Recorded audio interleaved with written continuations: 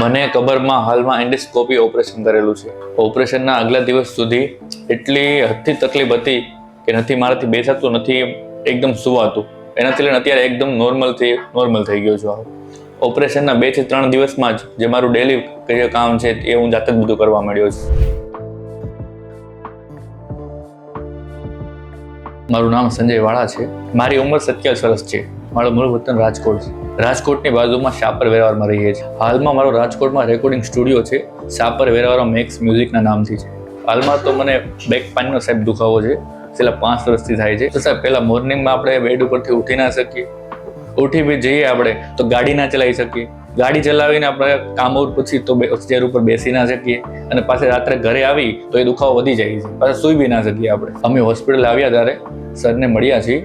મારો જૂનો રિપોર્ટ જે છે રાજકોટમાં MRI કરાવેલો, સરને બતાવ્યો તો સરે કીધું છે કે ના વાંધો નહીં, કે આ કોઈ મોટી બીમારી નથી, કે નોર્મલ વસ્તુ છે જે એન્ડોસ્કોપથી મટી શકે છે. આજે મારું એન્ડોસ્કોપી ઓપરેશન થવાનું છે.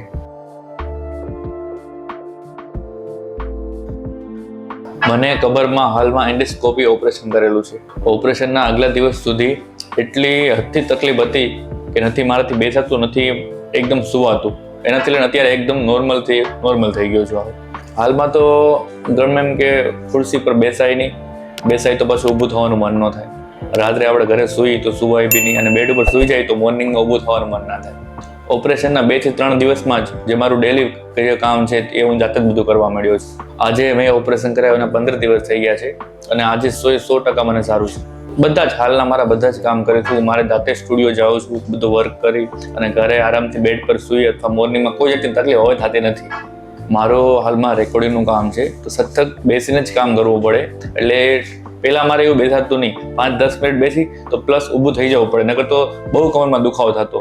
એટલે અત્યારે હું કન્ટિન્યુ 2 થી 3 કલાક કામ કરી શકું છું બેસીને. હાલ તમને હું એમ કહું છું કે પહેલાં તો મારાથી એકદમ બેસાતું જ નહોતું, અને હાલ તમારી સામે જ પ્લોટી વાળીને બેસીને તમારી સાથે વાત કરી રહ્યો છું. જ્યારે હું ફર્સ્ટ ટાઈમ અહીંયા આવ્યો તો મારી જે ગાડી છે એમાં બી હું બેસી ના શકતો.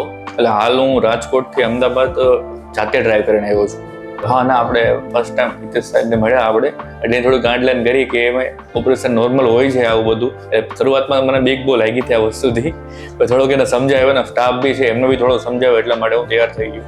મારા જેવી તકલીફ હોય તો હું તો ચોક્કસ કહી કે એકવાર સાહેબને મળો, આપણે હિતેશ સાહેબને.